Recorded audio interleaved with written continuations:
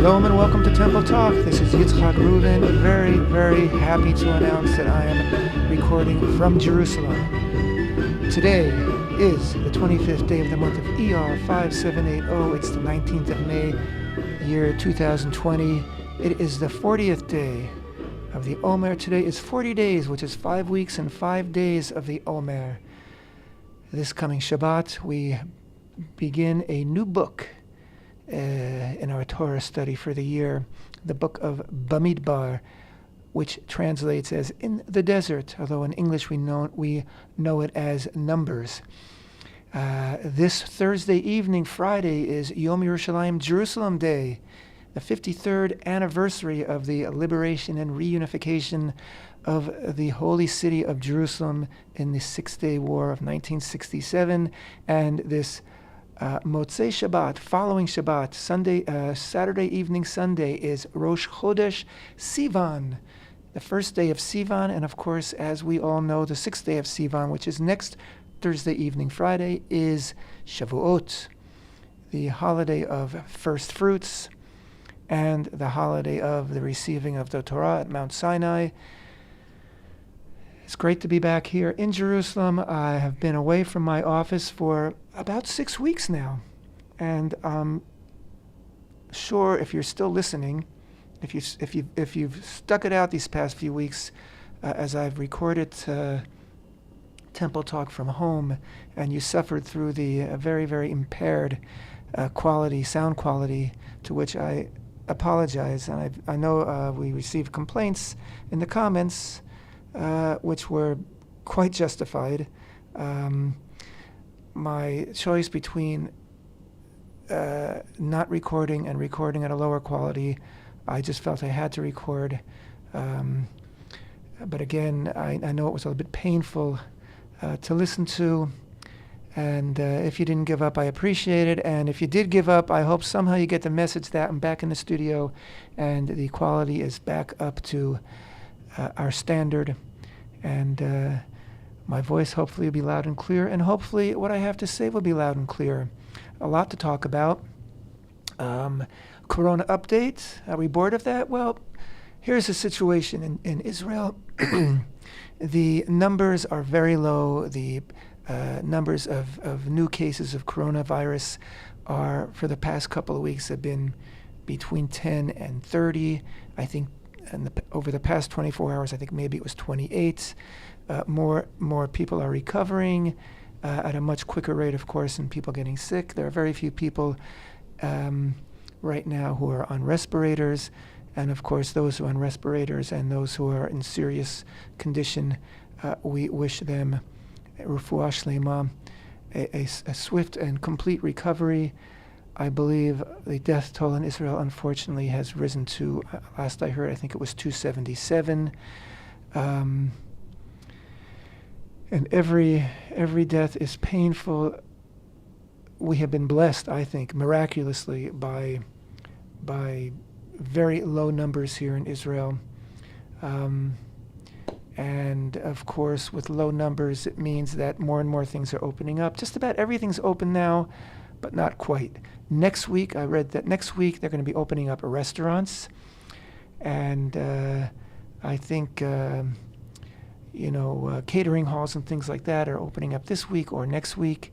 Again, everything is opened with certain limitations of number, and people need to wear masks and keep distances. Does everybody follow the rules? Not exactly, but by and large, people are sticking to the rules. Nobody wants to get sick.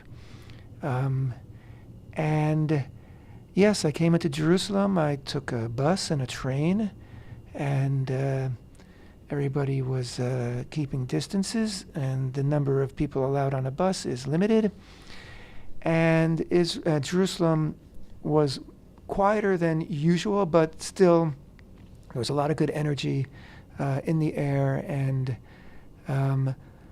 listen, a lot of people feel that it's over. I don't know that it's over. Of course, there's always a chance of a second wave, and things have been opening up now for the past few weeks, so we've already been anticipating increasing numbers as a sign of a second wave as people come out from isolation. But so far, it hasn't happened.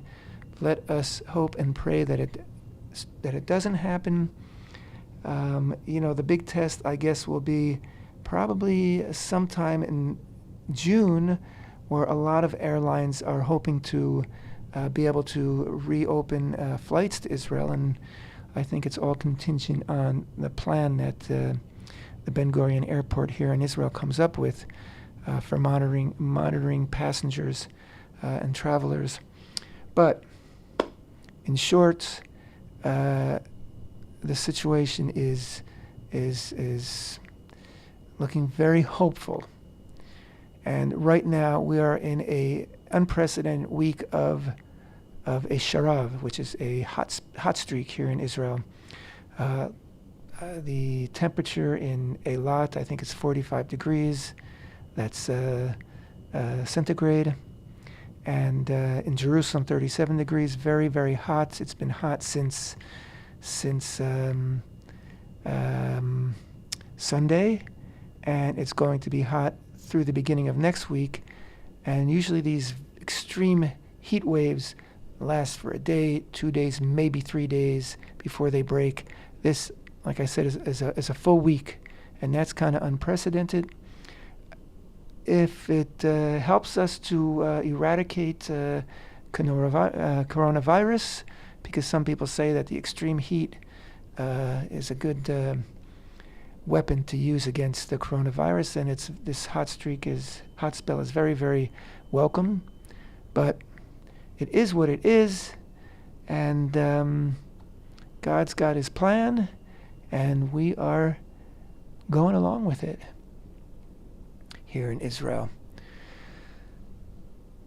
Parshat Bemidbar, that's the Sefer Bemidbar, the third book of the 5 books of Torah, the 5 books of Moses, as they're sometimes called.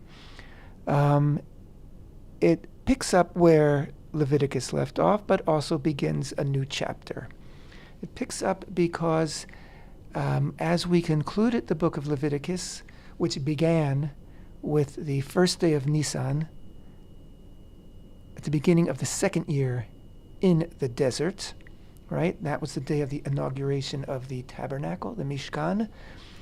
And we learned all about the inauguration. We learned all about the korbanot, the offerings. We learned all about the Kohanim, the temple priests, and a whole lot of stuff that relates to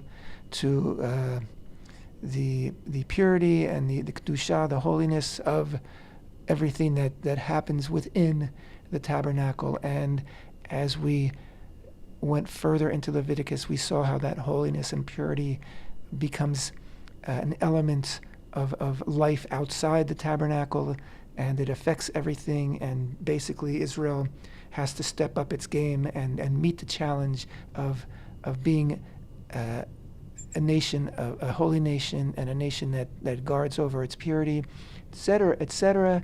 And in the concluding chapters of Leviticus, which we read last week, we talked about the Shemitah years, the sabbatical years, and the Yovel, the Jubilee, and the responsibilities that Israel has to the land of Israel. And the reason why that all of a sudden became an issue in the book of Leviticus is because we're about to enter the land. Israel is about to enter the land of Israel. The nation of Israel is about to enter into the land of Israel. Still going under the name of Canaan, but soon to be renamed Israel. So preparations are being made, and that's exactly what is happening in the opening chapters of Bemidbar, which means in the desert. So as opposed to the book of Leviticus, which had very little of a anecdotal nature, very little storytelling, basically it was a lot of rules and regulations, halachot, mitzvot. We did hear the story about the one man who blasphemed using God's name. We heard the story, of course, about Aaron's 2 sons, Nadav and Avihu, and we heard a few anecdotes like that throughout the book of Leviticus, but very few. Now, in the book of Bemidbar, in the desert, we are going to hear a lot of stories about what happens in the desert. So it's a very different style of narration in the book of Bemidbar, which is called Numbers in English, and it's called Numbers in English because it begins with a census. And let's just read the first few verses. I'll read first in Hebrew and then in English. Vayedaber Hashem el Moshe b'midbar. There's we get the word b'midbar, in the desert. B'midbar Sinai b'ol moed be'echad lachodesh hasheni b'shana hashenit l'tzeitam me'eretz Mitzrayim lemor. Okay, Hashem spoke to Moshe in the Sinai desert, b'midbar Sinai, in the tent of meeting, b'ol moed. That's where Hashem would speak and would meet and speak with Moshe on the first day of the second month, in the second year after the exodus from the land of Egypt, saying. So if the book of Leviticus began on the first day of the first month of the second year, this book begins on the first day of the second month, which is Iyar, which of course this year we're about to conclude the month of Iyar. The last day of Iyar, the 29th of Iyar, is this coming Shabbat. But in the book of Bemidbar, Numbers, it opens on the first day of the second month of the second year in the desert. So chronologically, 1 month has transpired since we began the book of Leviticus, and now beginning the book of Numbers. Verse 2, take the sum of all the congregation of the children of Israel by families, following their fathers' houses, a head count of every male according to the number of their names. From 20 years old and upwards, all who are fit to go out to the army in Israel, you shall count them by their legions, you and Aaron, you being Moshe and his brother Aaron. And they are establishing an army. They're about to draft all the men, eligible men from age 20 and up. And so that's what they do by tribe. Each tribe has a leader, and that leader conducts the census of their tribe. And all those numbers are registered in the book of Numbers, in this week's Parsha, in the opening verses, I should say. And the total comes out to more than 600,000 men who are going to form an army. Quite impressive numbers. Okay, why are they forming an army? Well, of course, they're about to enter the land of Israel. Now, you may say, wait a minute. What about the 40 years in the desert? This is only the beginning of the second year. Good point. What about the 40 years in the desert? Well, there wasn't going to be 40 years in the desert. That wasn't the original plan. The plan was they left Egypt, they crossed the Sea of Reeds, they made it to Mount Sinai, they received the Torah, upon which they received the instructions to build the Mishkan, the Tabernacle, a dwelling place for Hashem, so he could dwell amongst his people. And they established the Tabernacle. And the next task is to build an army. And then you're ready to go. You're ready to move into Israel and begin to conquer the land. Of course, we all know that in the upcoming chapter, spoiler alert right here, if you don't know it, then don't listen to the next moment. We all know about the sin of the spies, which caused a 39-year delay in Israel's entering into the land. But like I said, that wasn't part of the plan. And the original plan was second year, you're in the desert, you build your army, and you head forth into the land. So that's where we're at right now. So Israel does the census, they form the armies, and now we're told of the desert encampment, the division of the tribes where they are placed in the encampment. Apparently, up till now, there hasn't been a particular order or structure to the placement the alignment of where the different tribal encampments are in the desert. We can assume that each tribe basically had its own encampment. But now we are told where they are to place themselves, and it would seem that this is a new placement, because now it has to do with the military might of the different tribes, which is based on their numbers. So let's look at this. On the eastern side of the encampment, we have the tribes of Yehuda, Issachar, and Zvulun. The total number of their fighting forces was 186,400. Okay, they are the eastern flank of the encampment, of the Israelite encampment. Now, Israel is heading east and north. Okay, so they are basically the vanguard of the encampment. So it turns out, as we'll see, they have the largest number of soldiers. They are the strongest numerically of all the four flanks of the encampment, and strongest militarily according to number.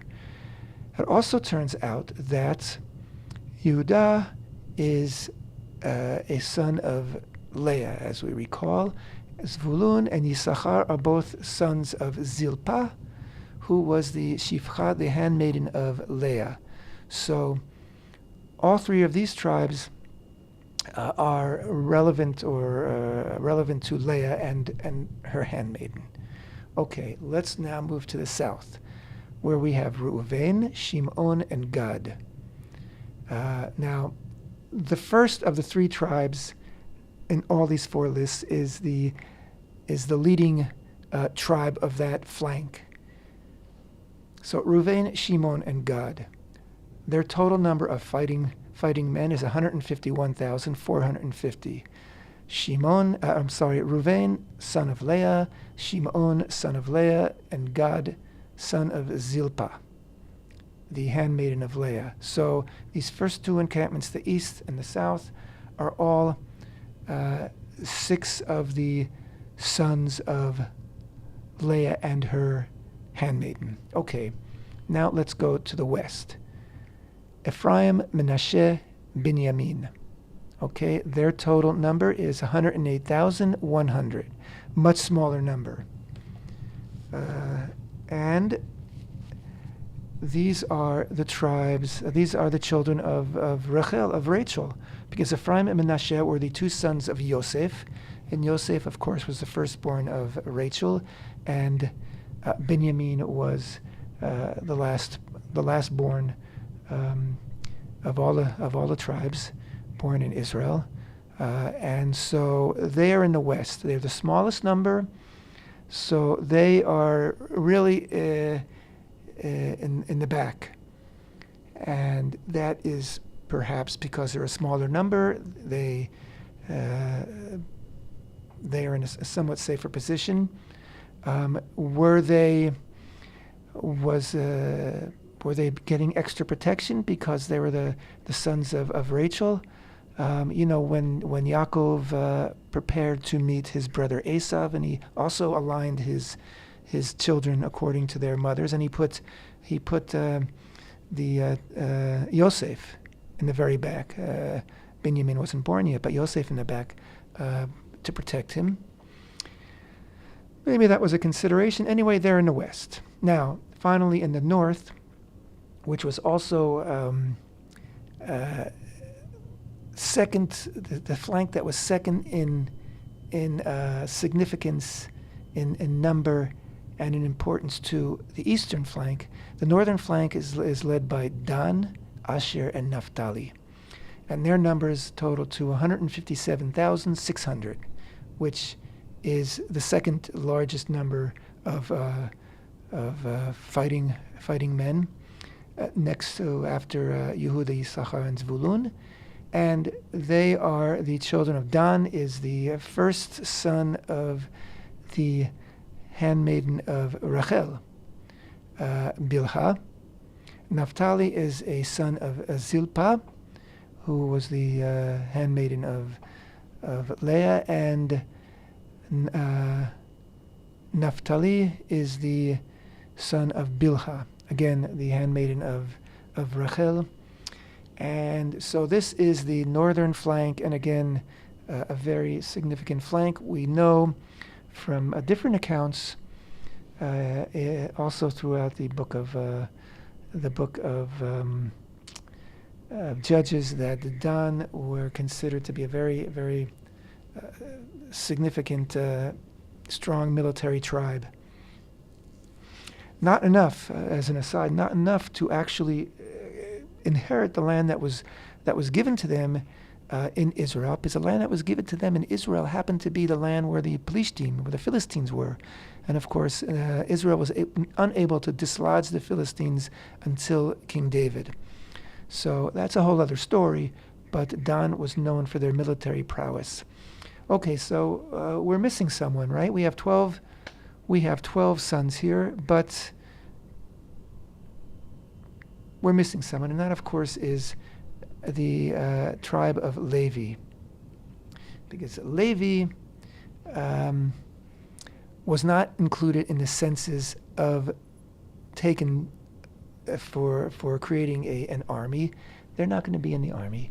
They have another important responsibility, of course, and that is to do the work. The Kohanim will do the work. Kohanim were part of the tribe of Levi, will do the work in the Mishkan, later Holy Temple, and of course the Levites themselves have responsibilities in the Tabernacle and later Temple, and of course in the desert it was the responsibility of the Levitical tribes, Levitical families to assemble and then disassemble the tabernacle when it was time to travel, and to pack it up and to carry it till the next encampment.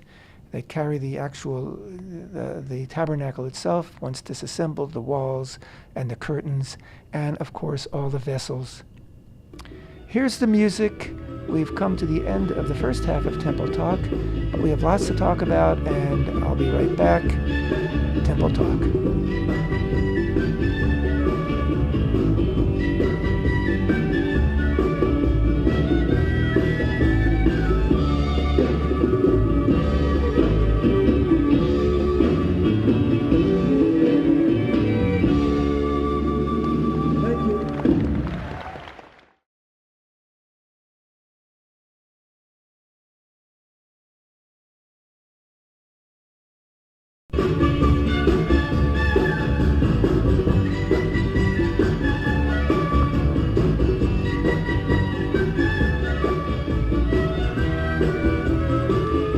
Shalom and welcome back to Temple Talk. Yitzhak Reuven speaking from Jerusalem, Israel, the center of the world, and it's good to be back here in Jerusalem. Did I miss Jerusalem? Very much so, even though from my back door I can see Jerusalem, as I live just east of Jerusalem, and I see the eastern ridge, the mountain ridge. I see Mount Scopus. I see the Mount of Olives. I'm about, I don't know, maybe 5 miles as the crow flies from the Temple Mount. Not that I see that from my back door, but it's not quite the same as being back in Jerusalem, and it's a real thrill to be back. And again, I am very, very happy to be able to be recording on our top-notch equipment here in our studio so that I come in loud and clear. Today is the 25th day of the month of Iyar, 5780, May 19th, 2020. It's the 40th day of the counting of the Omer, which means we have 9 more days before Shavuot, which is next Thursday evening, Friday.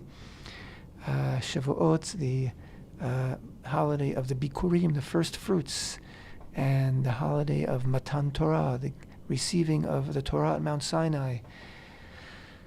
This Motzei Shabbat means the end of Shabbat. The Saturday evening is Motzei Shabbat. This Motzei Shabbat is Rosh Chodesh. It is the new moon of the month of Sivan, the first day of Sivan. Saturday evening, Sunday. And this coming Shabbat, we are beginning the book of Numbers, Bemidbar in Hebrew, and that's what we've been talking about, right? Talking about the encampments in the desert, and we've been just got to the tribe of Levi, and they're a very special tribe. They were not part of the armed forces.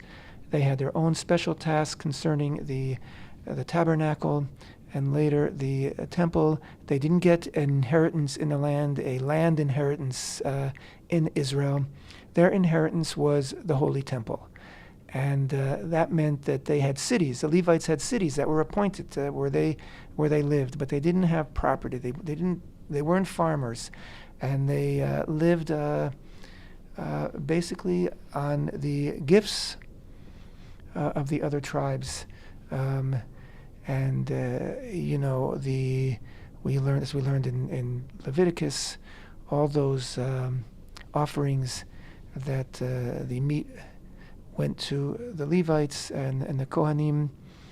That was part of the gifts, the Maaser, the tithing that went to the Kohanim and the Levites. That was their lot in the land of Israel. Very special tribe. Midrash tells us that they did not suffer from the slavery in Egypt. They were exempted from it. As we know, they also did not participate in the sin of the golden calf. In fact, when Moshe said, let all who is for Hashem gather around me, the entire tribe of Levi gathered around him, and they also were not a part of the sin of the spies. They were a bit set aside from the other tribes, and in the desert encampment, they formed an inner square, an inner circle, which was actually a square, and they encamped around the tabernacle itself. And this way they guarded the tabernacle, and they also guarded Israelites from perhaps straying into areas of the tabernacle that they were not allowed, which could be very volatile. So they were divided by family. There are 4 main families that made up the tribe of Levi, and those families were Moshe and Aaron, who were the sons of Amram, and the Kahati, which was another another family of the tribe of Levi, and Gershon, and Merari. So we're told in Torah reading of Bemidbar, Parshat Bemidbar, that in the eastern flank of the tabernacle, the encampment around the tabernacle, was Moshe, Aaron, and their sons, their children, meaning the Kohanim. They're in the east, right? They are in the east, behind the encampment of Yehudah and Issachar and Zvulun, who were in the east. And then in the south was Kahat. Okay, so we're not given a number. I don't think we're given a number of the sons of Moshe and Aaron. But the sons of Kahat were 8,500. In the west, you had the family of Gershon, 7,500. And in the north, the family of Merari, 6,200. They were the Levite encampments, the Levitical encampments around the tabernacle. Now, all the encampments had a flag, we're told. Everyone had a degel. And Midrash tells us also that the degel, the flag of each tribe, matched, the colors of the flag matched the colors that were in the tribal stone on the breastplate of the Kohen Gadol, the high priest. So these flags were very significant, and of course it was part of everything's connected. It's like a single body. The tabernacle is the heart, and the organ around the heart are the Levites, and the limbs are the 12 tribes, and the blood flows and the oxygen flows back and forth, and everything is connected. each tribal flag had a design on it which was symbolic of the essence of that tribe. I'm not going to go into that now, but you see these symbols, and they're not a secret. But the colors of those flags match the colors that were in the stones. And by the way, when the Temple Institute was busy researching what stones go on the choshen, on the breastplate of the Kohen Gadol, when we recreated the Bigdei Kuhuna, the Bigdei Kohen Gadol, the garments of the Kohen Gadol, we did a lot of research. And of course, the Torah itself gives names of the 12 stones. But when you research it, you discover that those names are in different historical eras. They refer to different stones. Just imagine that maybe 3,000 years ago, a diamond referred to something else other than what we call a diamond today, or a ruby referred to something else other than what we call a ruby today. Well, that's exactly how it was concerning these 12 stones, because we have records of different eras of what they're referring to, and it's not consistent. So it wasn't a simple task to determine precisely which stones belonged to which tribes. But Midrash tells us that there was a consistency between the colors of the flags and the colors of the stones. And we are told in Midrash what the colors of the flags were. Now we know what the colors of different stones are, so we were able to use this information to make exact matches. So, Midrash. Sometimes it's got all sorts of messages, Midrash. But in this case, this message was vital for the reconstruction of the 12 stones of the breastplate of the high priest. Now, each of the four flanks also, let's call it now 4 divisions of the army. The eastern, the western, the northern, and the southern, each also had its own flag. And those flags combined the colors from each of the 3 tribes which made up those flanks.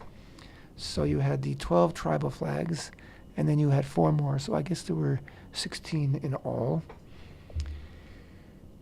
And basically, this is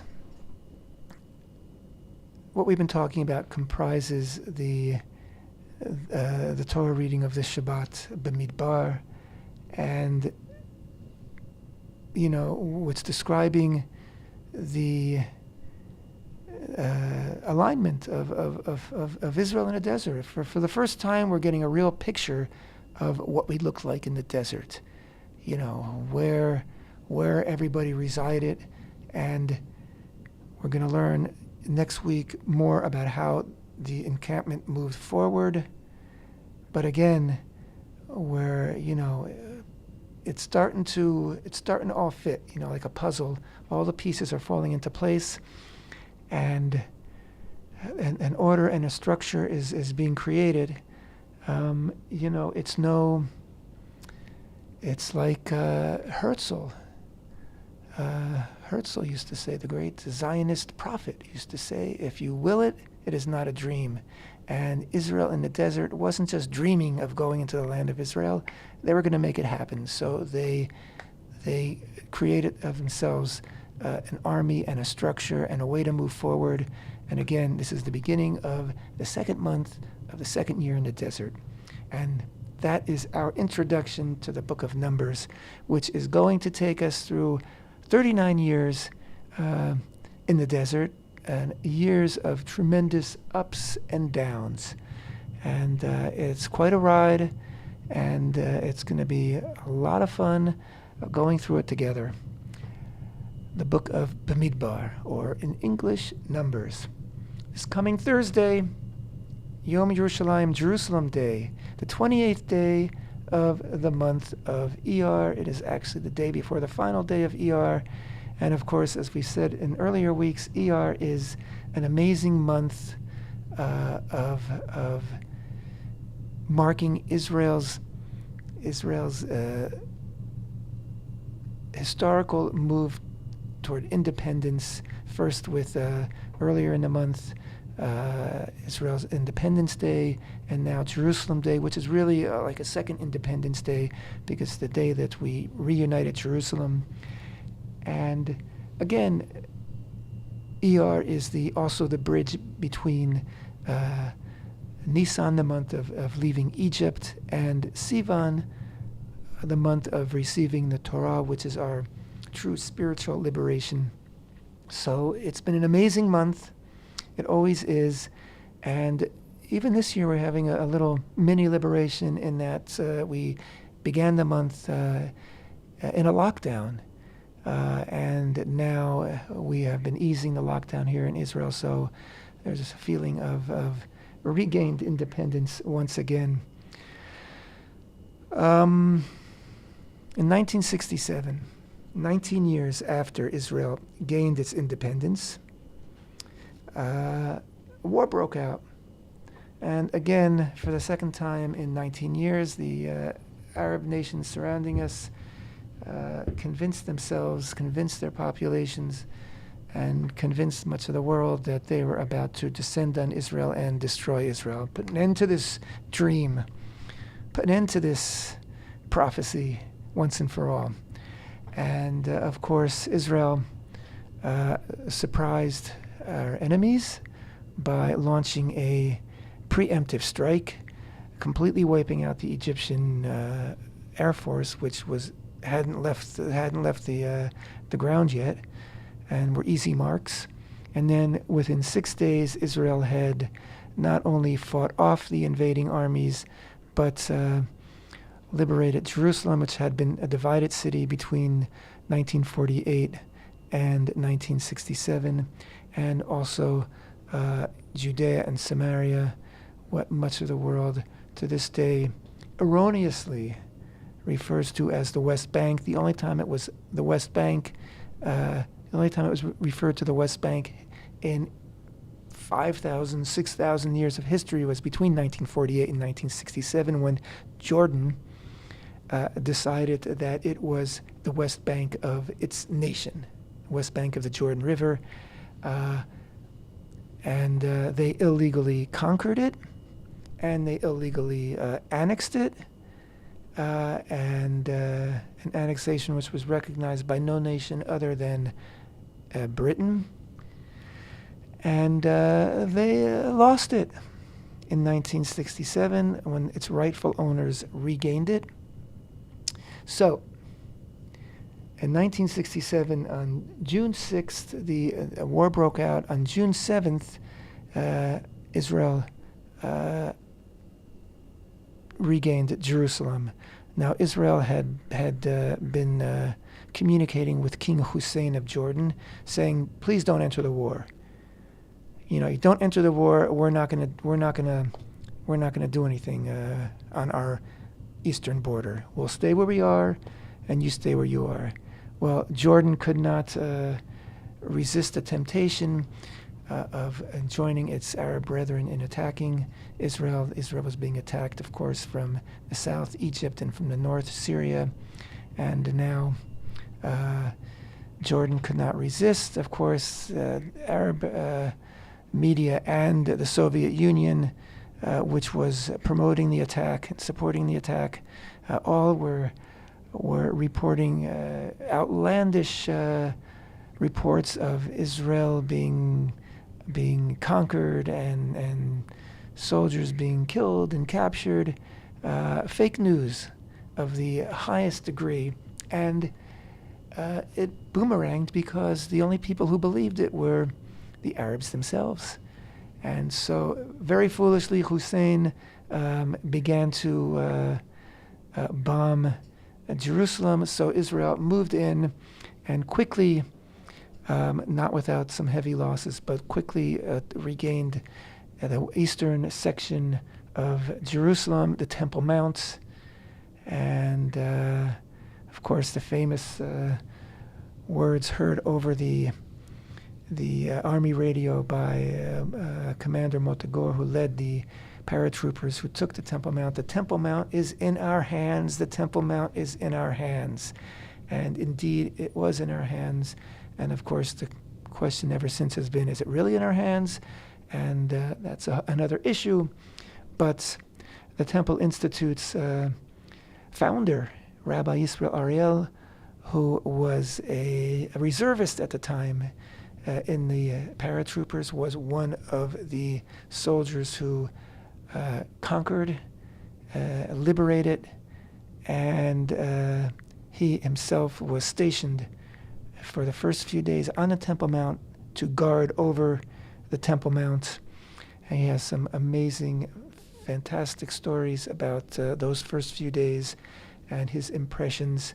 Basically, it was messianic times, and he was expecting that any minute now they'd begin the rebuilding of the Holy Temple.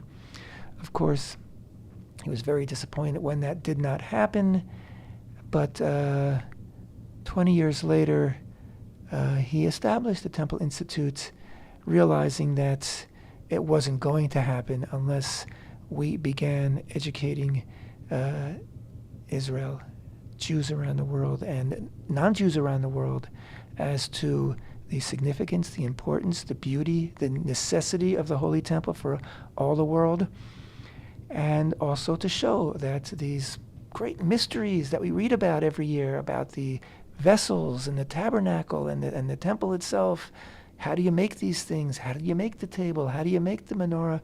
Where are we going to begin? Well, we began. And we created the vessels according to the specifics, according to all the details given in the Torah and handed down in the oral Torah throughout the generations, and showed that it can be done. And that basically there's no commandment given that isn't doable. God would not do that.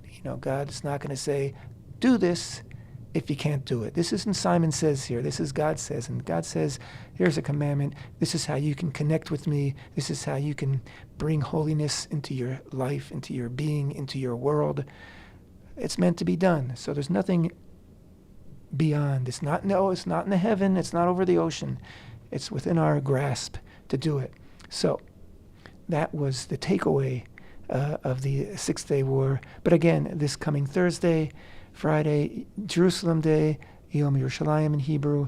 Again, it's not the 6th of June here in Israel because we go by the Hebrew calendar, 28th of Iyar. And usually every year there are big celebrations and marches and just lots of people in the street, lots of celebrations going on. Again, it will be much more subdued this year because of the corona. But in our hearts it won't be subdued. And also, the Temple Mount is still closed because of the corona, and basically it's still closed because of an agreement, a secret agreement which everybody seems to know about between Israel and Jordan, in which the Jordanian Waqf agreed not to allow Muslims up on the Temple Mount throughout this current month of Ramadan, during which usually hundreds of thousands of Muslims over the course of the month are on the Mount. And they agreed to basically prevent the health catastrophe that would very likely have created if Israel would agree to close the Mount to Jews throughout the month. Quid pro quo, whatever, except for the fact that Jews go up currently in much smaller numbers and could very, very easily follow rules necessary to guard against the corona, even on the Temple Mount. And there's been a lot of protest about this. I don't think the government is going to open the Mount on Jerusalem Day. I don't think they're going to open it until the end of Ramadan, which coincides with the end of Iyar. So next week, hopefully we'll be hearing word that the Mount will be reopened.